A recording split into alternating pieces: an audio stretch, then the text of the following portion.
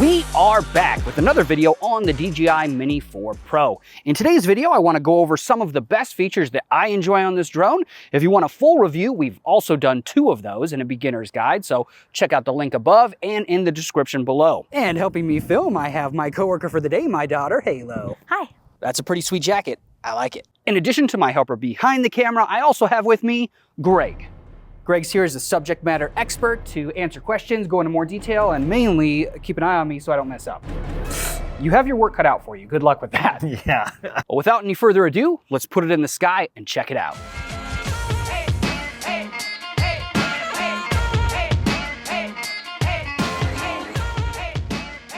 Let's start off with the camera and sensor. Like the Air 3, the Mini 4 Pro has a 24mm wide angle lens and the same size 1/1.3 inch sensor with a fixed aperture of f1.7. Now this is a common sensor size that we've seen on other models like the Mavic 3 Pro and even the Mini 3 Pro. So if it's the same 1/1.3 inch CMOS sensor, how is this an upgrade from the Mini 3 Pro, Greg? Well, that's actually been a lot of the discussion. Penny, is it really the same sensor? People talk about this stacked sensor that was on the Air 3, which supposedly brings a bit better quality. It looks very close in quality to the Air 3 and to the Mini 3. It's the same size sensor, like you said, and in the same aperture. So why is it an upgrade? I don't know, actually, quite frankly. I almost feel like this is a bit too early to release another version of the Mini. We just had the Mini 3 not that long ago. And so they've added more features, but as far as image quality, I could not see that big of a difference. One of the better upgrades the Mini 4 Pro has that the Mini 3 does not is 360-degree omnidirectional obstacle avoidance. I find this very helpful. Unlike the Mini 3, which could only see front, back, and below, the Mini 4 has the cameras angled up and to the side so you have obstacle avoidance from the left, right, and above now as well. Are there times when you turn the obstacle avoidance off? Personally, all the time. I prefer not to have it on and just do visual because I get annoyed when I get close to an object. I know I've got plenty of clearance, but it stops me. So I just prefer to turn it off and then just use visual and know kind of where objects are. When can I turn off obstacle avoidance? Never. Okay, I still feel like I'm definitely not at your level yet. So I feel comfortable with the obstacle avoidance on. Nothing wrong with that. So when I'm doing maneuvers, it really gives me a sense of confidence, knowing that I can have an extra set of eyes, or cameras in this case, to help me out, make sure I don't crash into things, right? I want you to crash this drone straight into the pole. Don't stop? Nope.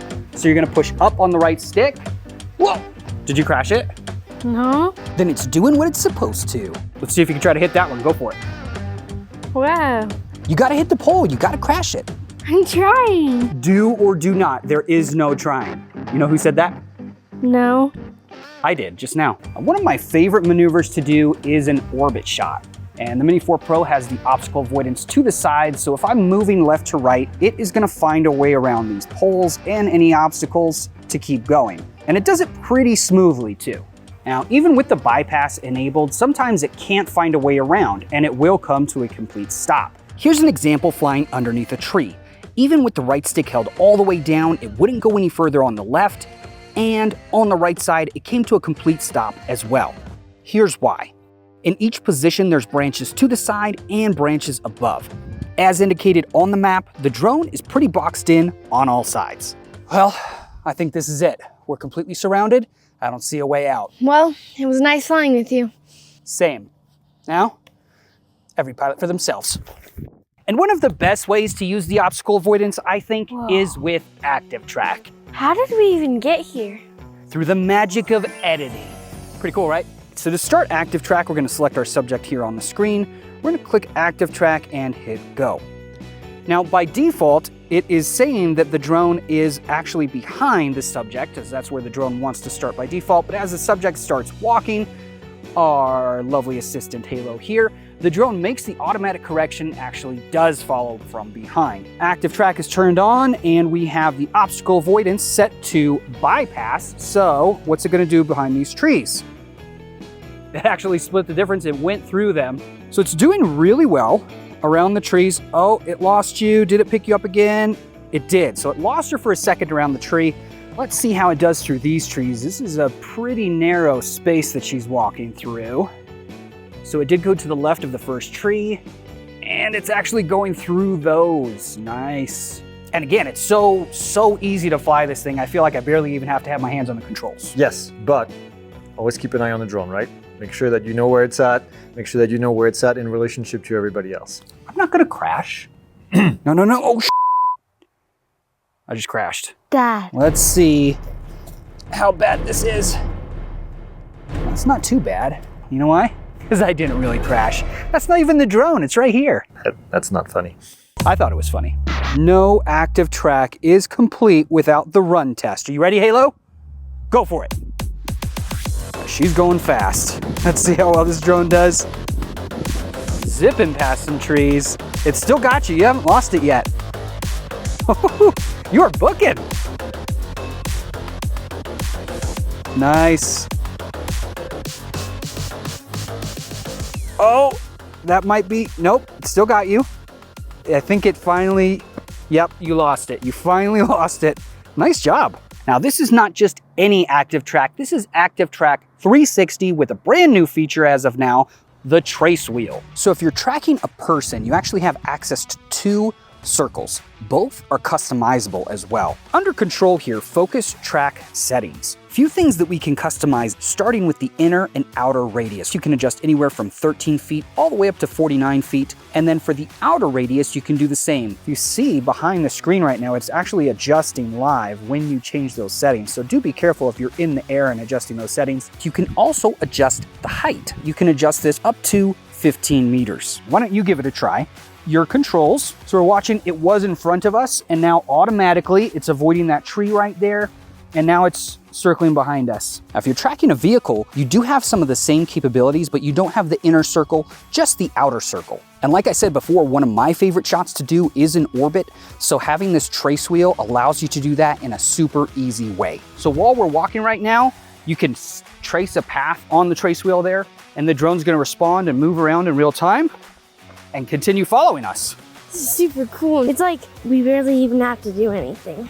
Right? It's so easy that even a baby could fly it. You know what I mean? You gotta take the sticks. You gotta control your yaw, bud.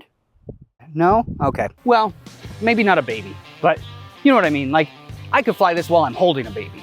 Yeah. Hey, if you're enjoying this content right now, take a second and hit that like button. We'd appreciate it. Leave some comments below, or if there's additional content you'd like to see us make, subscribe to the channel. You'll get notified when we create it and bring it to you. Another feature that I was really happy to see that they've included in the Mini here is the ability to do waypoints. The one thing about waypoints that I wish was a little bit better with the Mini 4 Pro is the accuracy. Yes, to repeat the same mission over and over again. Yeah. If you're recording like a landscape and you want to do it several times from a distance, it's going to be perfect because you won't notice. If you want something more intricate, get an Inspire 3 that has the RTK on it. Same price, roughly, of a battery. Maybe not even. All right, so this should be interesting. I'm gonna set our first waypoint right here. And we're gonna film the same waypoint mission 5 times. In a row? In a row. And then we'll compare each flight to the last, and the last flight will compare to the first. When we get to our final waypoint, we'll see how they all measure up. How'd we do? And this number 5, this is 1, number 5. The biggest variation came from setting the waypoints to when we loaded the mission to fly it again. Each flight after was relatively close. At the end, it did pretty well. It did better than I was expecting it to, at least. So we weren't exactly center frame, but pretty good. Not pinpoint accurate, but good. Speaking with a student, brought up the fact that the Mini 2, an older model, still had the STK ability to be able to do the waypoints more accurate, right? Yes, so using a third-party app like Litchi, for example. So with Litchi in the past, you could go and log on to Litchi and then control the drone using the Litchi app. That app is no longer really applicable to flying these drones, which sucks because the accuracy there was a lot better. So if we go into the slow motion mode here, we have access to 4K footage at 100 frames per second. We have access to 1080 footage at up to 200 frames per second. Both look great, and you can do some fun and creative things with them. Like many of the features and options they've included on the Mini 4 Pro, you also have access to native vertical shooting. So there's no crop factor. The Mini 4 Pro is a great choice if you're making content for social, like Instagram, or things that you want to shoot in the portrait or vertical mode. All right, so I have this good idea. I want to film this short clip for the end of this video to highlight all of the cool features that we've been talking about. The trace wheel, ActiveTrack, obstacle avoidance, waypoints, and slow motion. I just don't know if we have the budget to film this thing. How much are we talking about? Like 10,000. Pesos? No, dollars. Definitely dollars. I don't think that's gonna work. I could do it on my own. It's just not gonna work out as well. What are you trying to film? A sword fight. Sword fight. Yeah, it's gonna be a really cool sword fight though.